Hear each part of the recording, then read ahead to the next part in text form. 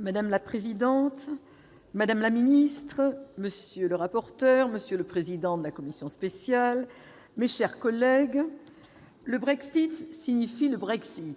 Cette citation, maintes fois évoquée et maintes fois moquée, de la Première ministre Theresa May, contient pourtant une part de vérité. Quoi qu'il arrive, le Royaume-Uni ne sera plus un État membre de l'Union européenne le 30 mars 2019, c'est-à-dire demain.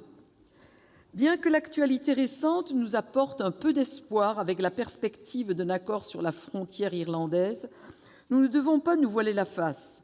L'hypothèse d'un hard Brexit, d'un Brexit dur, existe et n'est plus improbable. Qu'est-ce qu'un Brexit dur, mes chers collègues ? C'est d'abord un aveu d'impuissance et un échec de la diplomatie.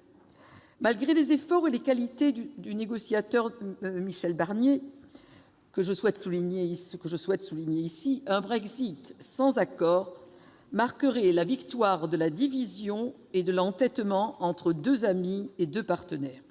Nous ne pouvons le concevoir tant il nous semble que l'avenir du Royaume-Uni est lié de façon inaltérable à l'Union européenne. Nous ne pouvons imaginer qu'un ancien membre de l'Union, qu'un pivot historique du concert européen, qu'un allié essentiel de la France, soit traité comme n'importe quel État tiers. Ce n'est pas dans l'intérêt du Royaume-Uni, ce n'est pas dans l'intérêt de l'Union européenne, ce n'est pas dans l'intérêt de la France.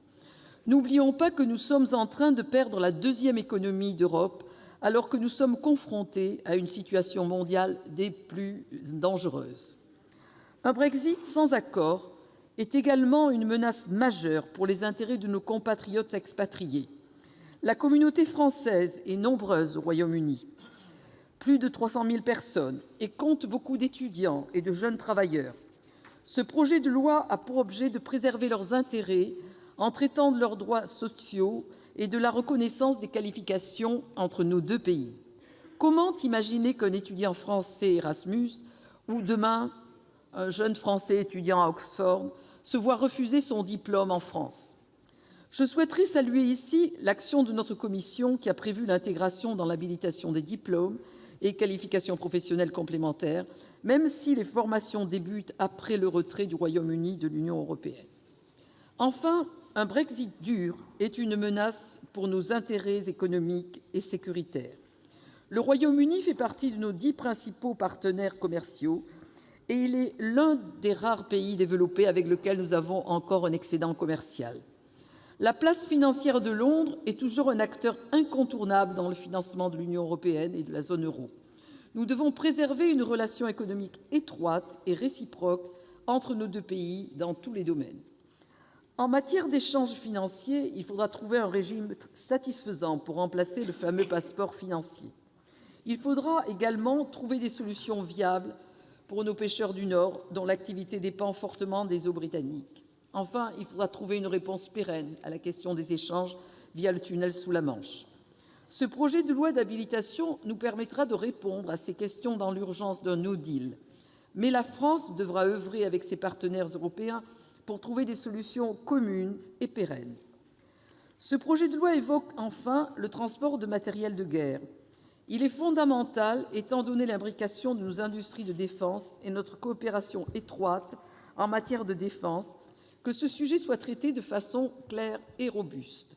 Le Royaume-Uni est et restera un partenaire indispensable de la France et de l'Europe en matière de défense et d'armement.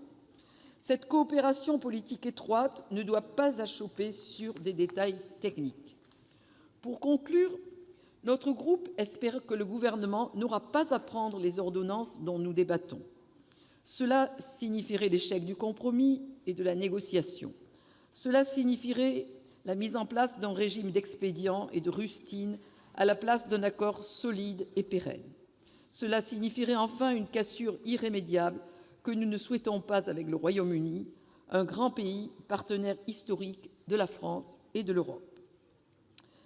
Les indépendants voteront bien entendu en faveur de ce texte, sous réserve des conclusions de la discussion qui va suivre. Certes, la commission spéciale a travaillé de façon consensuelle, mais je souhaite rappeler à monsieur le rapporteur, cher Ladislas, que je représentais les indépendants que vous avez oubliés dans les groupes que vous avez cités. Je l'ai remarqué. Voilà. Je vous remercie.